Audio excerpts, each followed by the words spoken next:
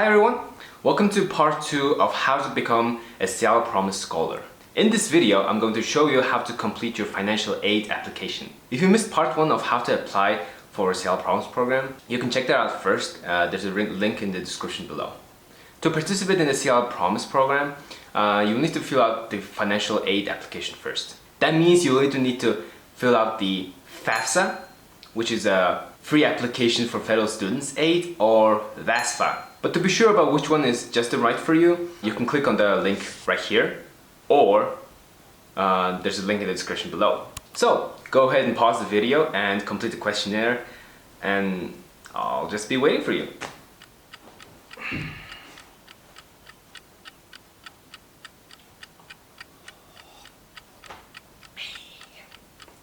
Okay, now that you know which financial aid application you need to fill out, FAFSA or WAFSA, there are a few things to know that will help you fill out the application. So settle in, grab a snack, and let's jump right in. It's a good idea to have your parent nearby to fill out your application. There are some sections in the application that will be easier to complete with their help. It will probably be easier if you gather all the information you need before you start. But if not, that's okay. You can update your information later. So the most important thing that you have to do at first is to check the spelling of your name and make sure you provide the correct social security number or a number. Also, most students will need to include the parent info, biological or adoptive, on their application, even if you don't live together or don't get their financial support. There are some cases where you only need to include your info, like if you're in a legal guardianship or foster care. If you're unable to provide the parent information, you'll need supporting documentation and may need to take an appointment with your college's financial aid team to complete their application. So when you're entering your parent info, you should list the one that you live with the most. When you're asked about the household size, you'll only count the people you live with the most, or the ones who are supported by you or your parents' income. So basically, roommates and cats don't count. You'll only get asked for 2 sets of tax informations, yours and your parents. So make sure to pay attention to which information goes where. If you don't have income, you can just put 0 in the income earned box. It could help to have a parent around to check the numbers. If you or a parent didn't file taxes in the United States, but filed a tax return or paid taxes in a foreign country, you'll need to convert your income to US dollars. Now, you might be feeling like you need some help on your application. Don't worry. Seattle Colleges has an entire team of financial specialists who are there to help you. So reach out to them anytime you want. Now, we'll walk through filling out the FAFSA. If you need to complete the FAFSA, you can skip right ahead for those instructions.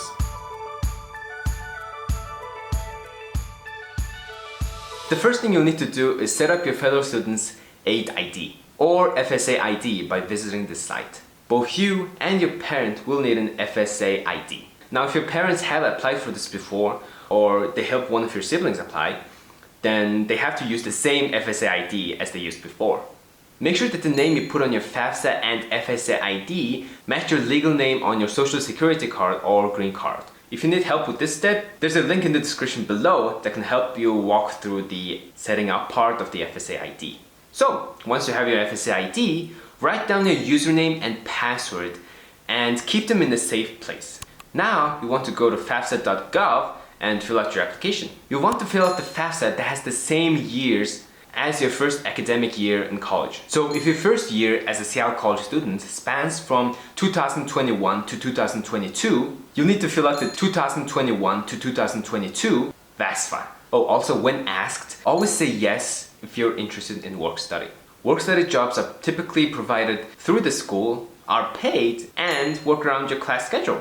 So now you get to a page that asks you for what colleges you want to send the FAFSA to. You should send it to a Seattle college that you plan to attend. Now, if you're not sure, you can still send it to all 3 Seattle colleges. So here are the school codes, and you can also find them in the description below. Now, the good news is you can send FAFSA to as many schools you want because it's free.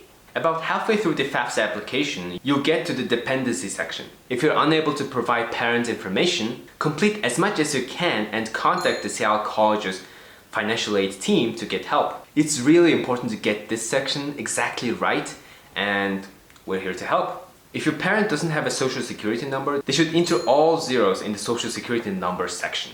Don't use the tax ID number. It will just cause errors.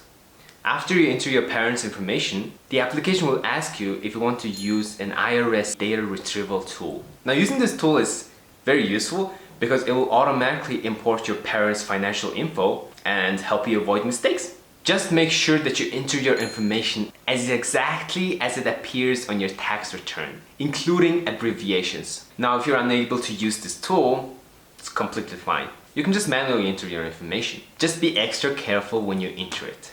There is one last question that asks if you're a preparer. Now, that can be confusing, but it's really just asking if you're being paid to prepare this application for someone else. Sort of like how some people pay for someone else to do their taxes. Since you filled out your own FAFSA, you can just say no. Lastly, make sure to agree to the terms and conditions after you read them. If you don't select agree, you won't be able to sign and submit. And that's it!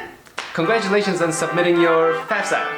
Now, I know it took a while to go through all that information, but it should go faster when you don't have me explaining everything. And again, if you need help, Seattle College's team is there for you. Now, welcome to the FASFA part of the video.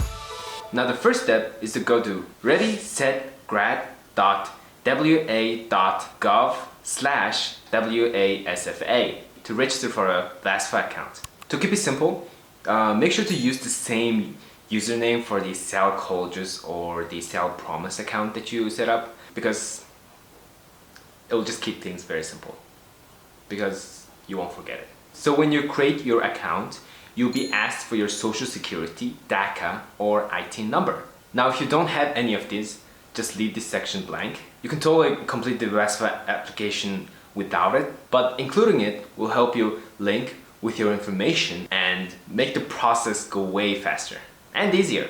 So after you create an account, you'll be directed to the FAFSA application. Now, first of all, make sure you fill out the right one. You want the application that has the same years as your first academic year in college. So if your first year as a Seattle College student spans from 2021 to 2022, you'll need to fill out the 2021 to 2022 FAFSA.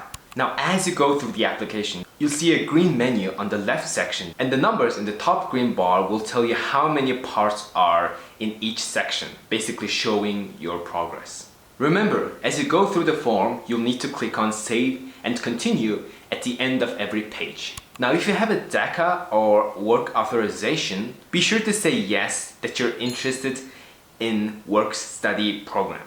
Work-study jobs are typically provided through the school, are paid, and work around your class schedule, which is very neat. Now, about halfway through the application, you'll see a dependency determination section. Now, if these are the questions that you don't have the answer to, don't worry. Just answer as much as you can. And if you're unable to provide the parent information, go ahead and submit the application. Then reach out to the Seattle College's financial team for assistance. You may need to provide additional information for that.